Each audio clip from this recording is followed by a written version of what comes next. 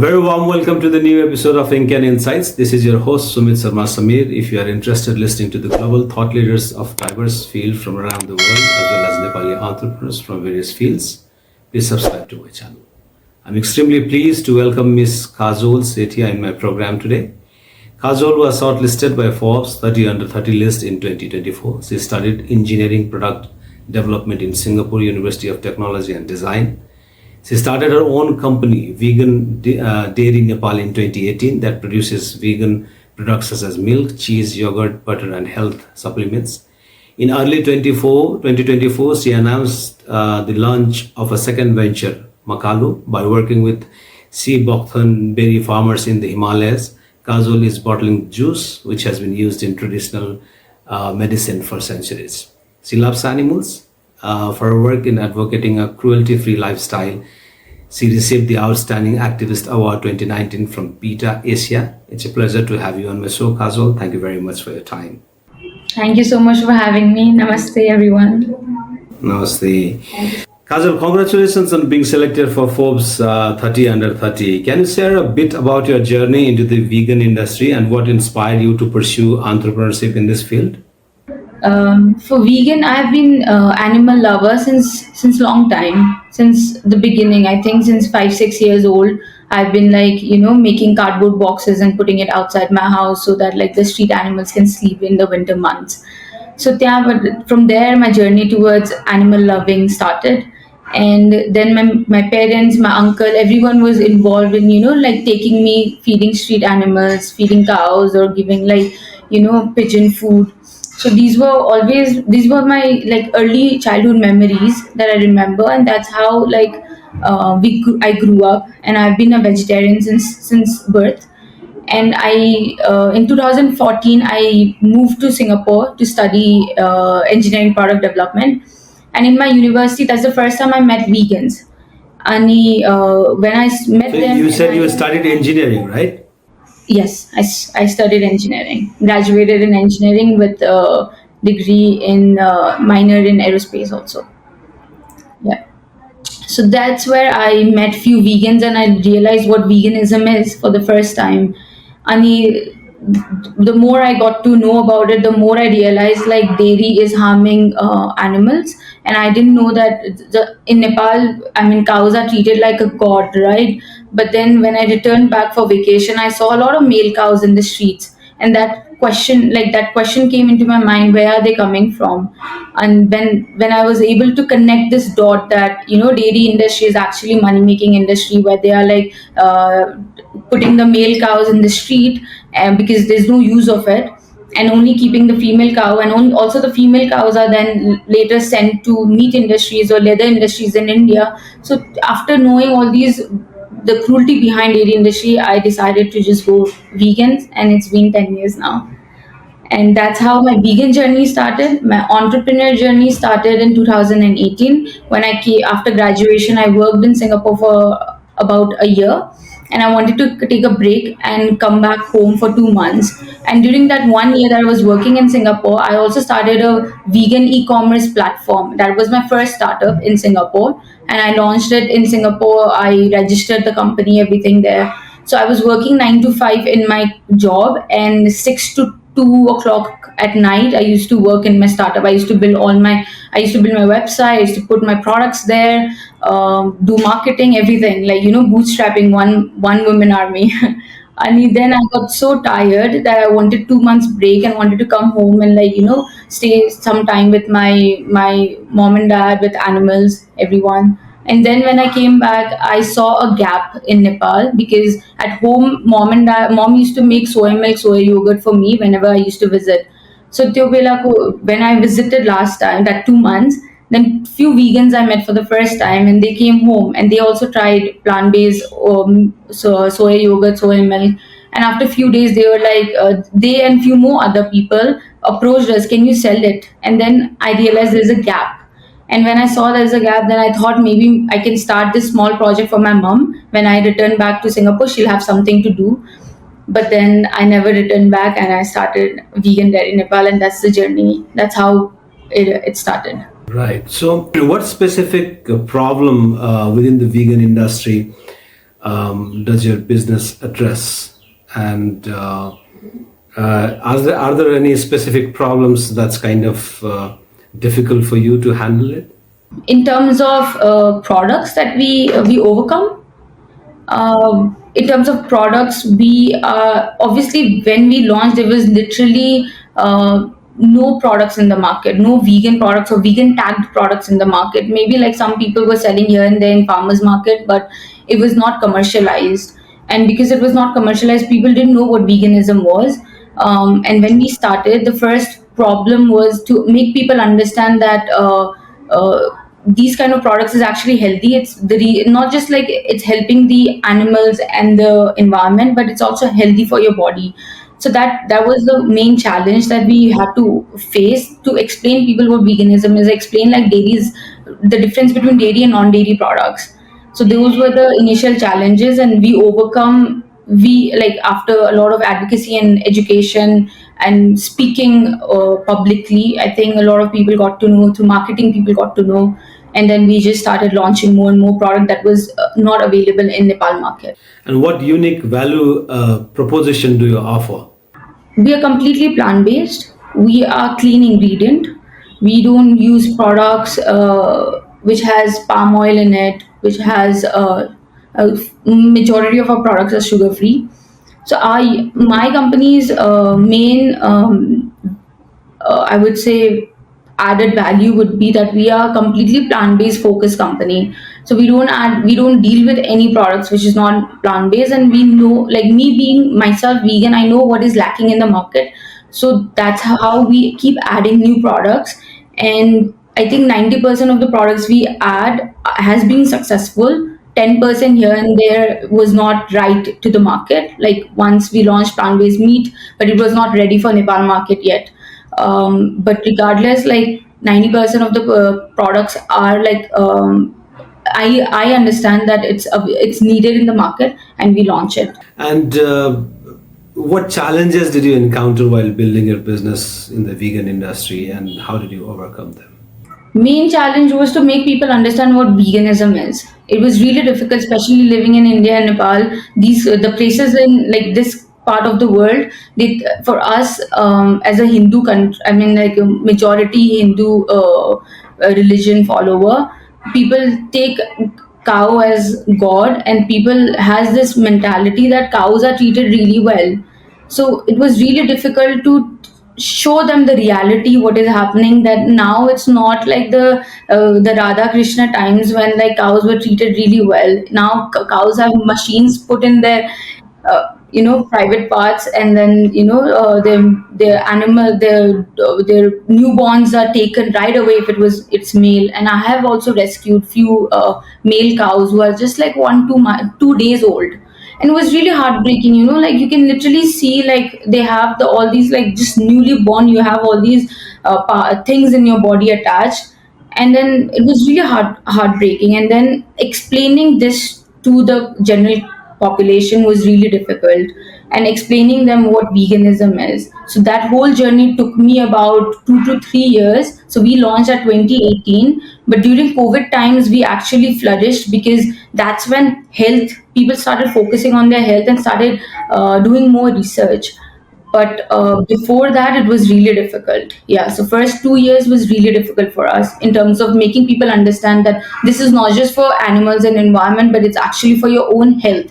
Because vegan diet or plant-based, right, whole food plant-based diet can actually reduce your cholesterol, can save you from a lot of recurring diseases that are causing in the world. So after COVID, I think people got to understand more about it. Sure, sure. And Kajol, do you feel that sustainability is a key focus in the vegan industry, and how does your business prioritize sustainability in its operations? I think a lot of people who are running vegan business, and the main person leading it has sustainability in their mind. But if the main person who's leading the industry and leading that particular vegan company is not focused with plant based, and is just focused with numbers and finances, then sustainability might not be their main priority. For me, sustainability has been the main priority, because not just animals, mountains are very close to me, nature is very close to me. And I've been going to, mountain regions, and for treks and for fast packing and trail running since long time.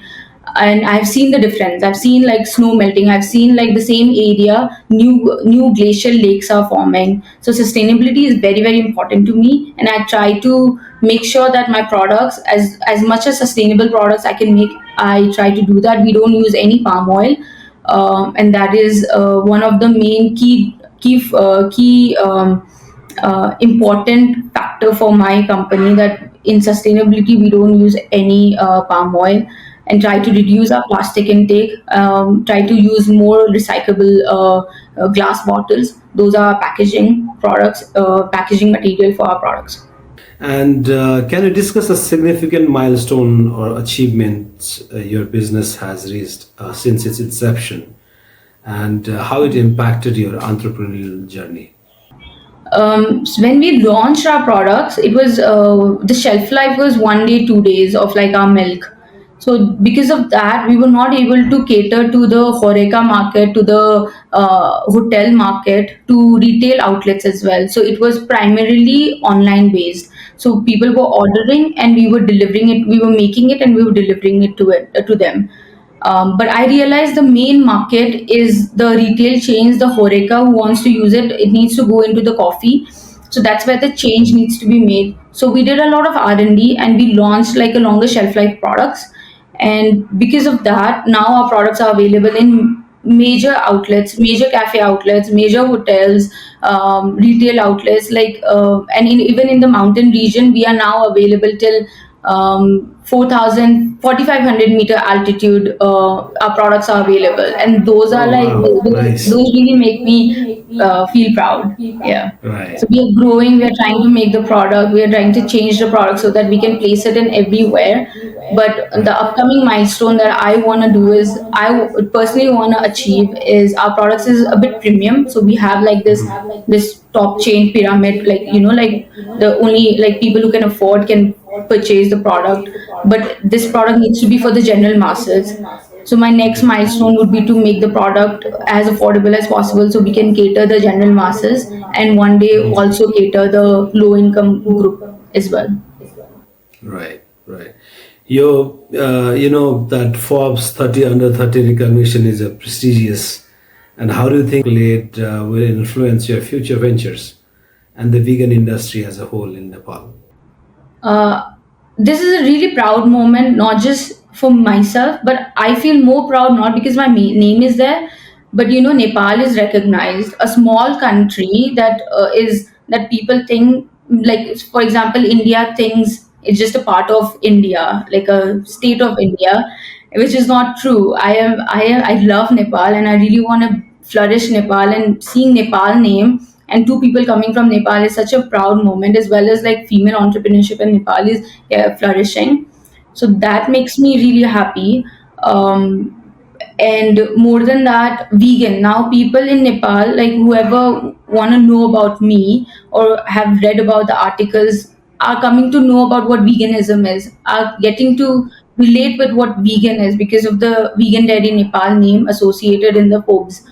That way I am really it makes me proud that animal people will connect with animal cruelty, what veganism is, and people will get to know more about it. That way those things are like making me more proud. But how it's going to help me in my business, I see is that it's an international recognition, so it will help. And I really want to push Nepal made products to the international market, not just nationally but globally.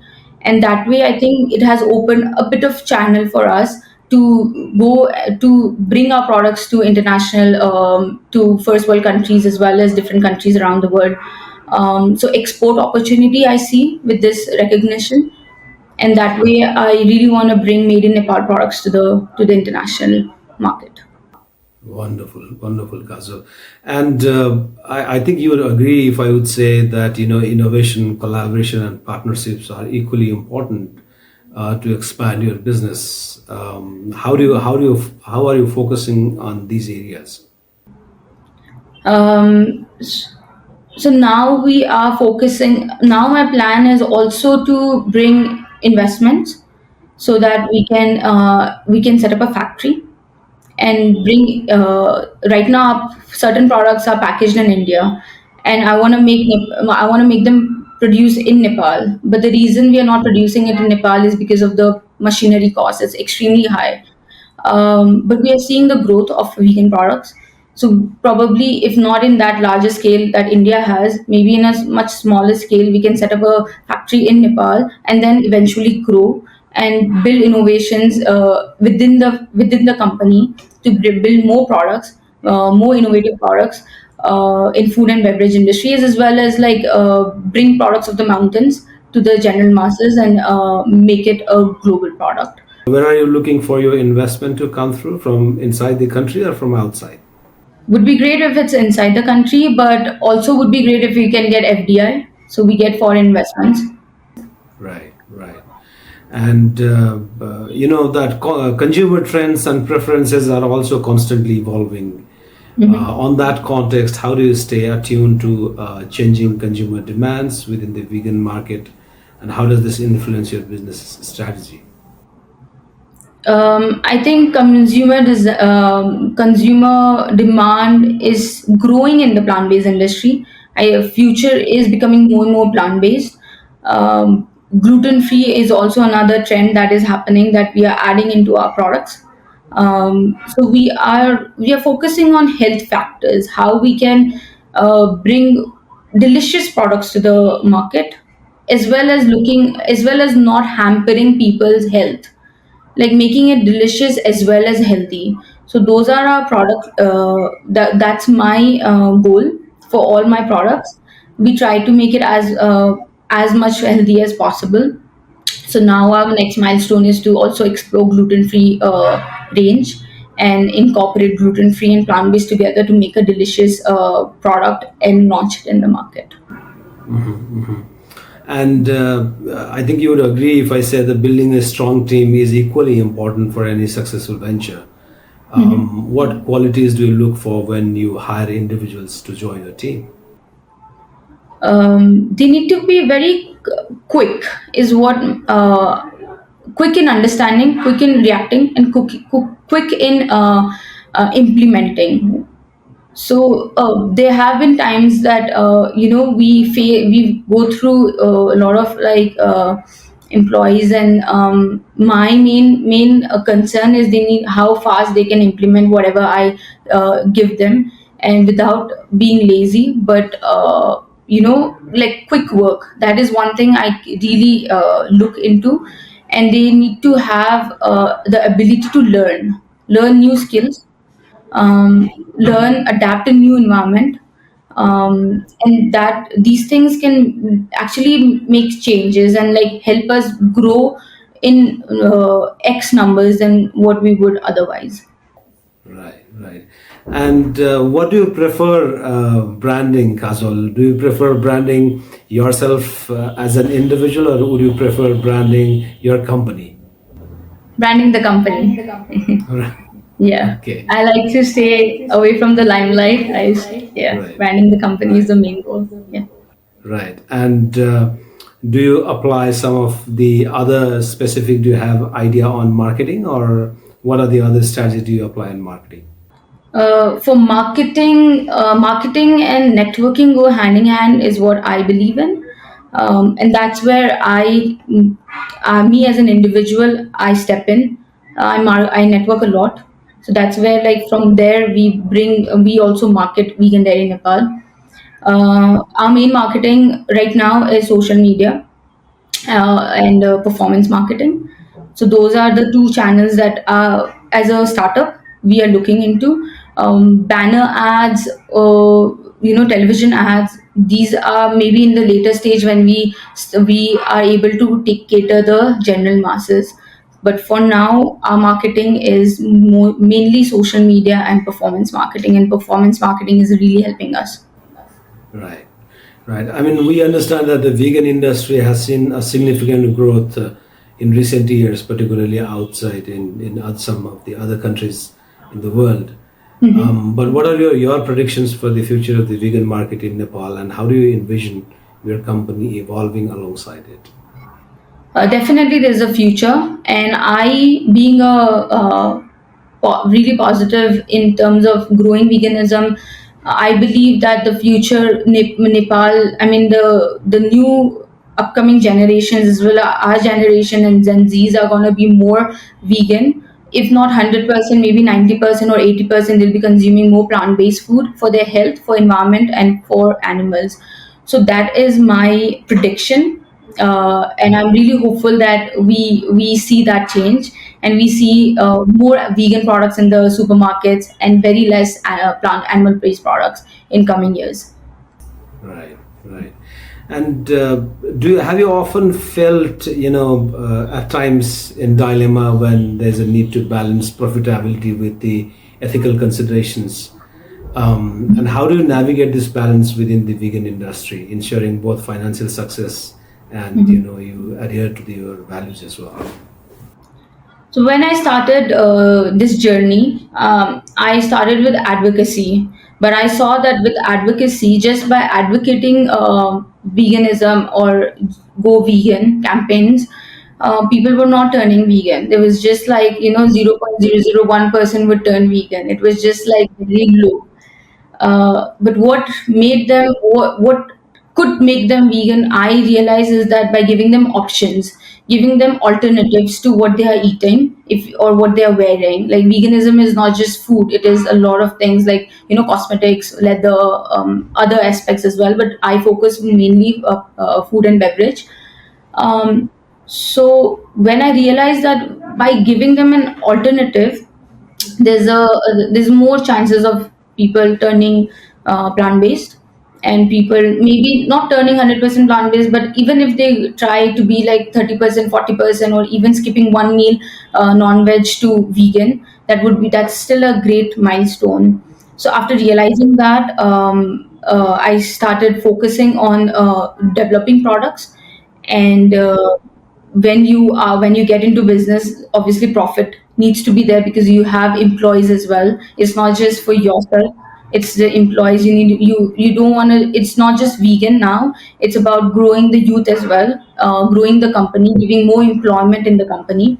So profit needs to be there, but keeping in mind that it's not keeping in mind that we can balance it out, that we don't need to make the product extremely expensive, but like make it as affordable as possible, that we can make, still we can reach that profit gap, and still we can run a company and have employees in our company. Yeah, yeah. And Kajol, how does it feel to be a young entrepreneur in Nepali society? How do you feel the society perceives you?